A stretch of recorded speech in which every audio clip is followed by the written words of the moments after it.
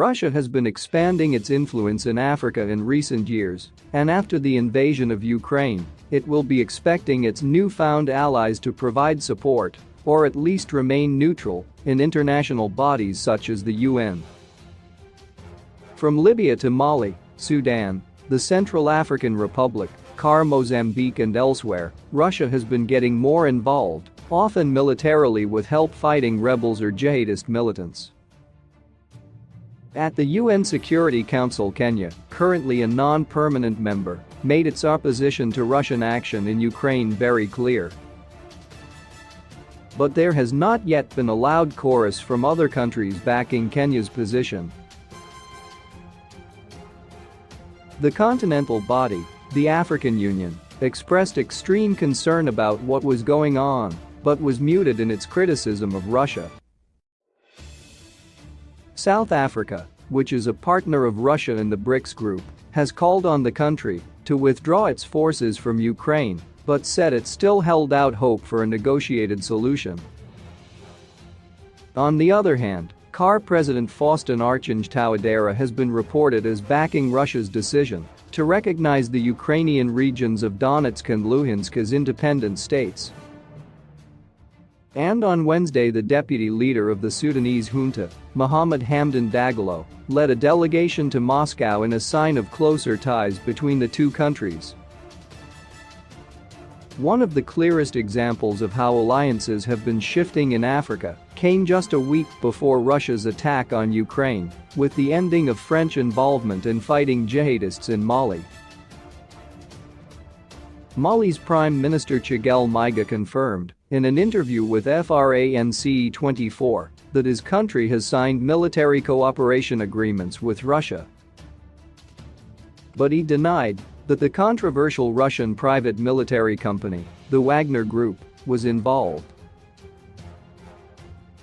This Russian help in Mali, along with a reported offer to the military government in Burkina Faso, fits a pattern over the past 5 years, where Russia has intensified steps to increase its influence in Africa, both official and informal. As the renewed Russia-Africa engagement gained momentum, a 2019 summit in the southern Russian city of Sochi was attended by delegates from over 50 African countries, including 43 heads of state.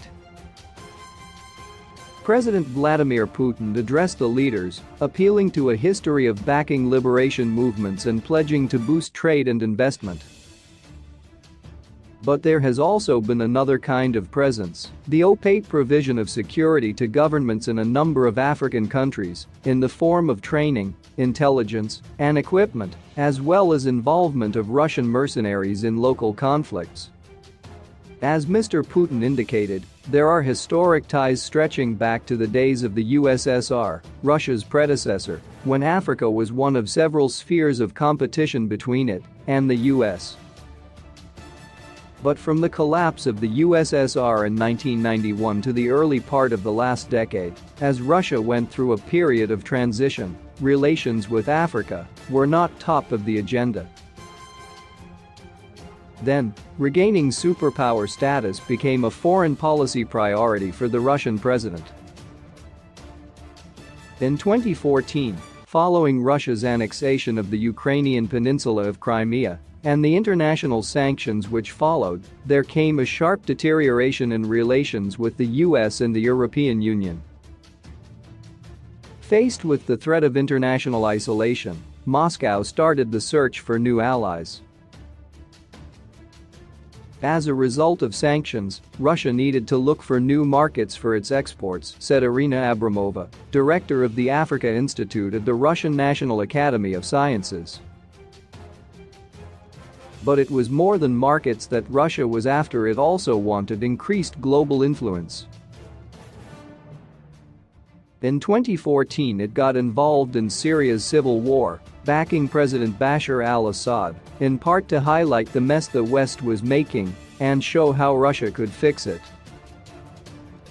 From Syria, it later moved on to the African continent. Irina Filatova, an honorary professor of the University of KwaZulu-Natal in South Africa, says Russia's key task in Africa was to discredit Western influence in much the same way as in Syria.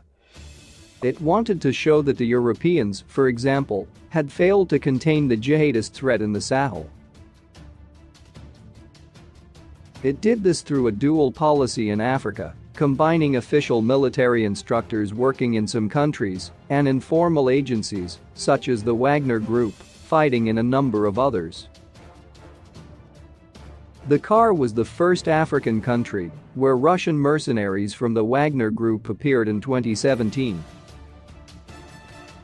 Later they were followed by an official contingent of Russian military consultants.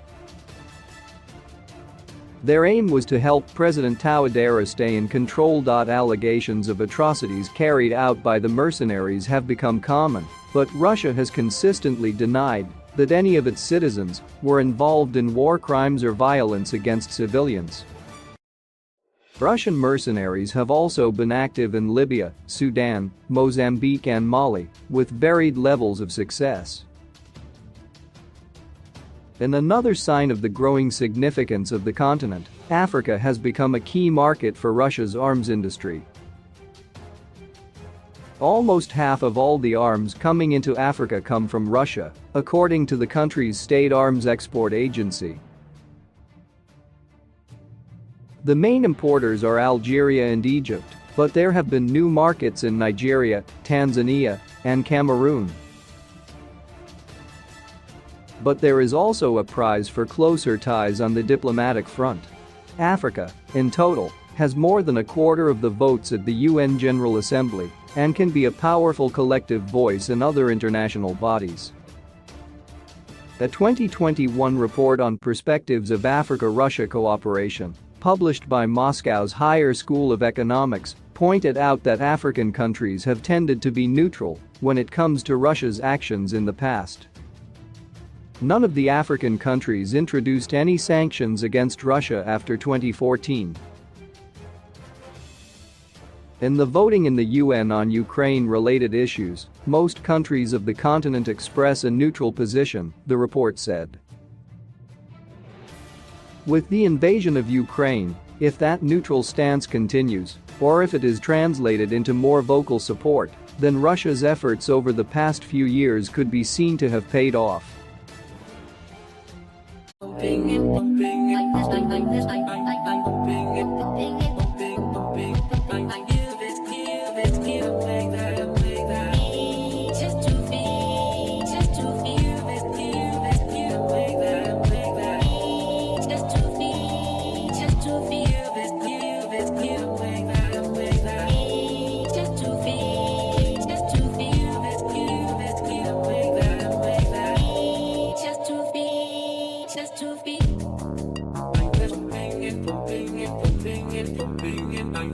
I'm the straight